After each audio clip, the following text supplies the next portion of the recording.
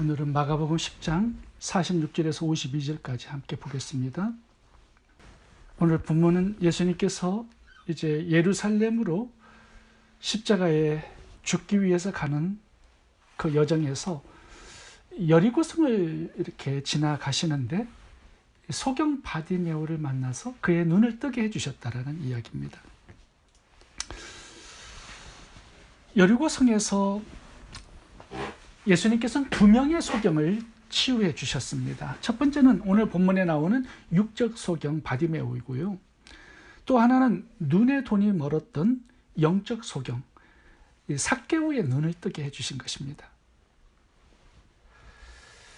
이 바디메오와 삭개오 이 두 사람이 예수님께서 마지막으로 여리고성에서 하셨던 사역이었습니다.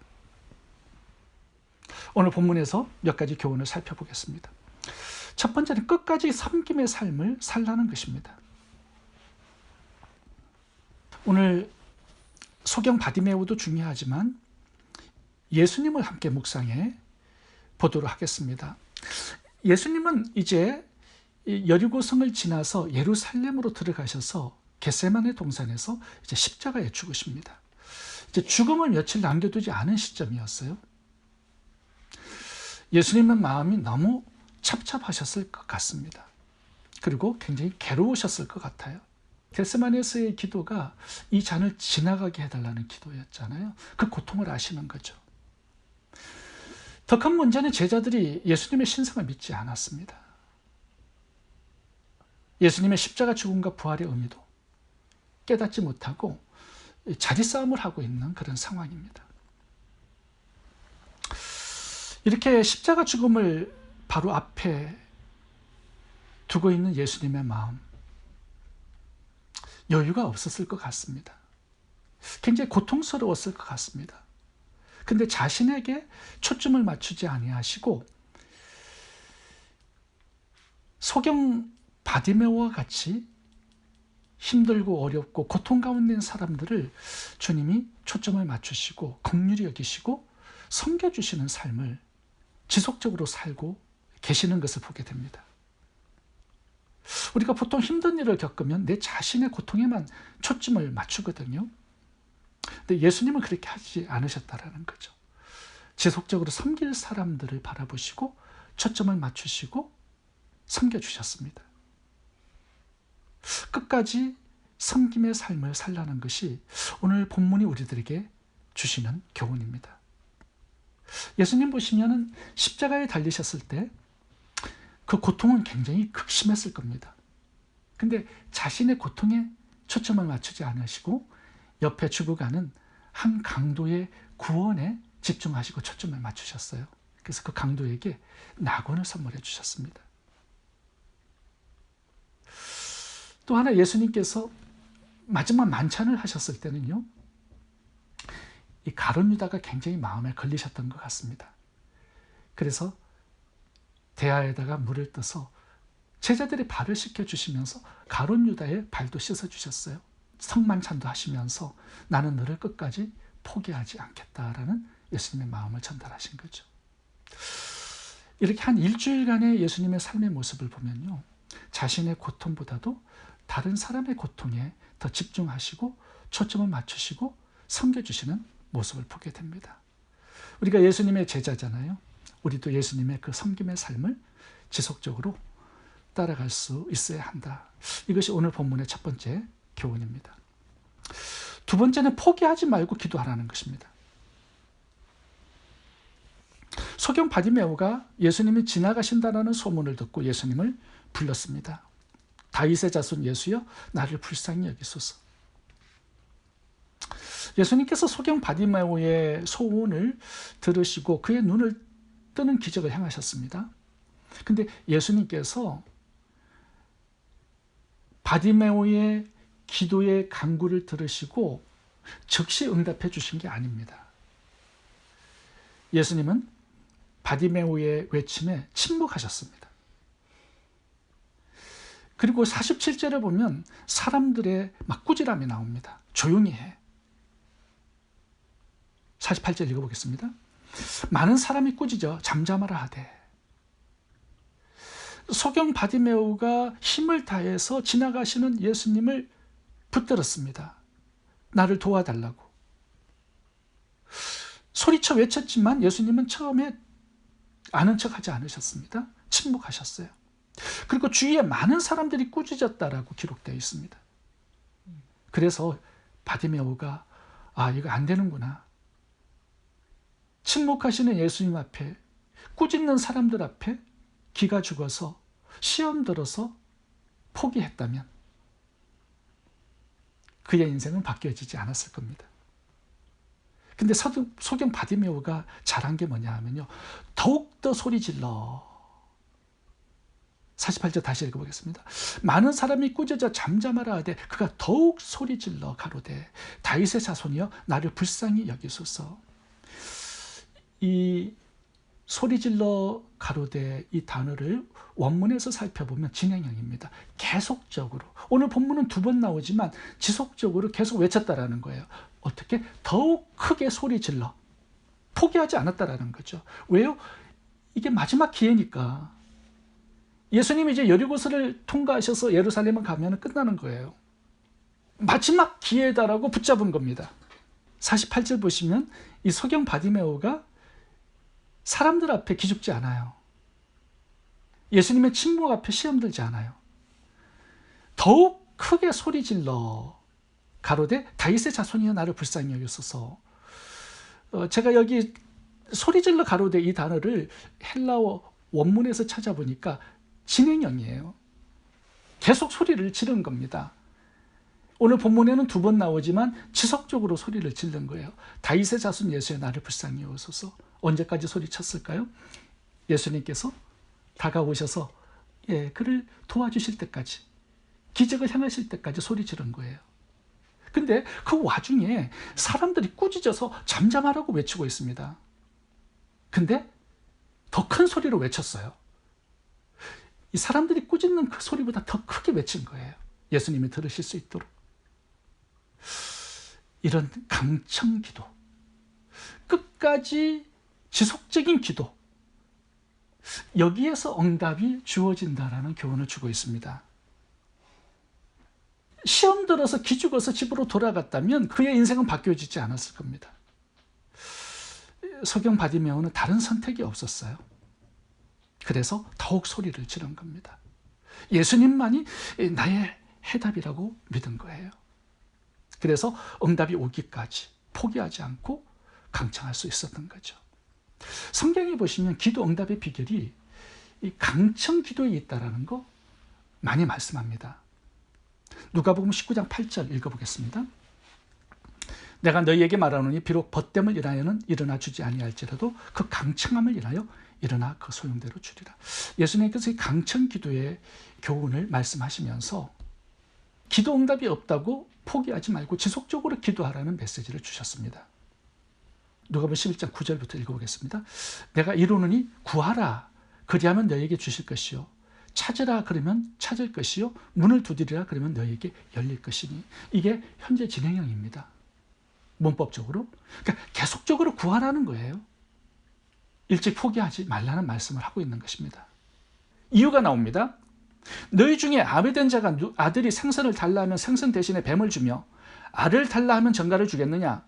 너희가 악할지라도 좋은 것을 자식에게 줄 줄 알거든 하물며 너희 천부께서 구하는 자에게 성령을 주시지 않겠느냐? 마태복음에 보면 좋은 것을 주시지 않겠느냐라고 기록되어 있습니다. 하나님 좋은 것을 주시니까 포기하지 않고 기도하라는 것이죠. 이 믿음이 끝까지 기도하게 만든다라는 겁니다. 하나님은 좋으신 것을 나에게 응답으로 주실 것이다. 사람도 악한 자라도 강청하면 소원을 들어줘요. 하나님께서 사랑하는 자녀들에게 더욱더 좋은 것을 주시기 위해서 우리의 기도를 기다리신다고 말씀하고 있는 것입니다. 기도 응답은 내 때가 아니라 하나님의 때에 오는 것이죠. 그래서 포기하지 않고 지속적으로 기도할 것을 말씀하고 있는 것입니다. 또 하나 기도 응답에 중요한 것이 있습니다. 그것은 하나님의 뜻에 맞아야 한다는 것입니다. 우리의 기도가 하나님의 마음에 합해야 응답이 오는 겁니다. 물론 기도 응답이 있어서 강청함도 중요합니다. 포기하지 않고 끝까지 구하는 것.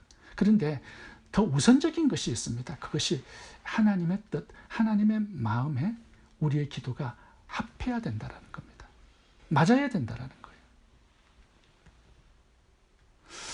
거예요. 아무리 오랜 시간 기도하고 강청해도 나의 기도의 간구가 하나님의 뜻에 맞지 않아요. 마음에 맞지 않아요. 그러면 기도 응답을 주실 수가 없는 거죠.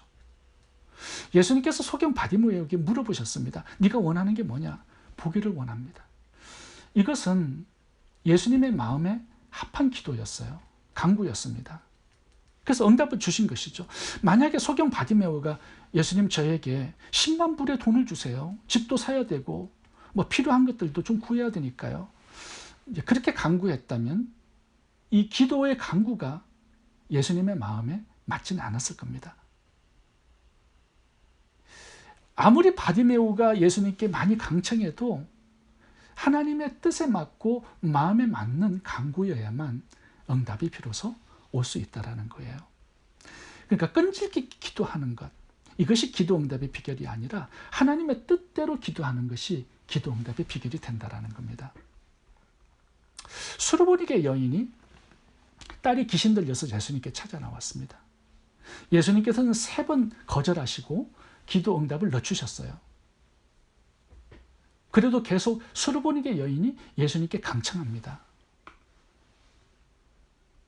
예수님 침묵하시고 제자들은 이 여인을 꾸짖습니다. 예수님은 나는 유대인들의 메시아야. 그리고 또 강청하니까 예수님께서는 마지막으로 자녀의 떡을 치가여 개에게 주는 건 마땅하지 않다. 처음에 침묵하시고 두 번째는 거절하시고 세 번째는 모욕을 주셨습니다. 개치고를 하면서. 그래도 뒤로 물러서지 않아요. 강청합니다. 많은 사람들이 이 강청함에 응답의 비결이 있다고 생각하는데, 근데 이것보다 더 중요한 게요, 이 여인의 간구가 예수님의 마음에 맞는 간구였기 때문에 응답을 주신 거예요. 예를 들어서 어느 자녀가 10살짜리인데 아버지께 페라리 스포츠카를 구했어요. 그러면 그 아버지가 페라리 스포츠카를 10살짜리 아들에게 사줄 수 있을까요? 근데 이 아들이 40일 금식을 해요. 밤낮 불에 지져요. 그런다고 아버지가 페라리 차를 사줄 수 있을까요? 이 간구는 그에게 맞지 않고 또 아버지에게도 마음에 합한 기도가 아니죠. 간구가 아니죠. 그래서 그걸 응답하시지는 않고요. 아마 장난감 페라리 차를 사주지 않았을까, 그렇게 생각해 봅니다. 우리의 기도 응답이요, 내 정성, 내 끈기, 내 뚝심에 달려있는 게 아닙니다. 그건 기도 응답이 나에게 달려있는 것이죠. 기도 응답은 하나님께 달려있는 거잖아요. 그래서 우리의 끈질김이나 강청 이전에 하나님의 뜻을 바로 알고 하나님의 마음에 맞는 기도를 가지고 강청해야 된다는 거. 이게 기도 응답이 굉장히 중요한 요소가 되는 것입니다. 솔로몬을 예를 들어보겠습니다. 솔로몬이 1000번제를 드린 후에 하나님께 기도 제목을 하나 내놓았습니다. 지혜를 달라는 것이었어요. 어린 나이에 왕이 되어서 백성들을 어떻게 통치할 줄 모르니 하나님 나에게 지혜를 주세요. 그래서 하나님께서 전무후무한 하늘의 지혜를 그에게 주시고 또 부귀영화도 그에게 주셨습니다. 근데 그의 기도 응답의 비결이 이렇게 나와 있어요. 열왕기상 3장 10절을 읽겠습니다. 솔로몬이 이것을 구하며 그 말씀이 주의 마음에 맞는지라. 하나님의 마음에 합한 간구일 때 하나님의 기쁜 마음으로 응답해 주신다라는 거죠. 요한복음 14장에도 보면 이렇게 말씀하는데 읽어보겠습니다. 내 이름으로 무엇이든지 내게 구하면 내가 시행하리라. 여기 보면은 무엇이든지 구하래요. 그러면 주시겠다라고 약속하고 있습니다. 그런데 요한복음 15장 7절에 보면 조건이 하나 나옵니다. 그 조건이 뭐냐 하면 나의 말이 너희 안에 거하면 무엇이든지 원하는 대로 구하라. 그리하면 이루리라. 그러니까 중요한 것은 하나님의 말씀, 하나님의 마음을 내가 먼저 알아야 된다는 거죠. 그것을 가지고 무엇이든지 원하는 대로 구하면 주님께서 응답해 주시겠다라고 약속을 하고 있는 것입니다. 요한일서 5장 14절도 동일한 구절인데 읽어보겠습니다. 그를 향하여 우리의 가진 바 담대한 것이 이것이니 그의 뜻대로 무엇을 구하면 들으십니다. 기도 응답의 중요한 것은요, 나의 간절함, 나의 정성, 나의 강청, 나의 떼씀, 뚝심 이런 게 아닙니다. 하나님의 뜻이고 하나님의 마음에 합한 기도여야 한다는 것입니다. 그래서 우리가 기도할 때 우리의 기도의 제목을 점검해 볼 필요가 있습니다. 로마서 8장 27절을 읽어보겠습니다. 마음을 감찰하시는 이가 성령의 생각을 아시나니 이는 성령이 하나님의 뜻대로 성도를 위하여 간구하십니다. 우리의 기도를 도와주시는 분이 계세요. 성령 하나님이라고 말씀합니다. 그래서 우리가 기도할 때 내 기도의 간구, 기도의 제목이 하나님의 마음에 합하고 하나님의 뜻에 합한지 성령님께 물어보면 좋을 것 같습니다. 그러면 성령께서 우리의 기도를 인도해 가시는 거죠. 제가 재정을 이렇게 모으고 있어요. 그리고 이렇게 어느 정도 모여졌으면 이거 집행을 해야 되는데 누구에게 전달을 해야 될지 모르니까 하나님께 기도하게 됩니다. 줄인 자, 벗은 자, 목마른 자, 나그네, 병든 자, 갇힌 자 만나게 해달라고 기도를 해요. 그런데 이렇게 기도를 하면 그 기도가 잘 응답이 되지 않습니다. 그런 사람을 즉시 만나게 되는 게 아니에요. 오랜 시간을 기다려야 됩니다. 제가 기도하면서 성령님께 질문을 드려요. 어떤 사람에게 이 재정을 전달해야 하는지 알려달라고. 그런데요, 어느 날 정말 신기하게도 나의 재정의 그 액수와 그 사람의 필요가 딱 맞는 사람을 만나게 하세요.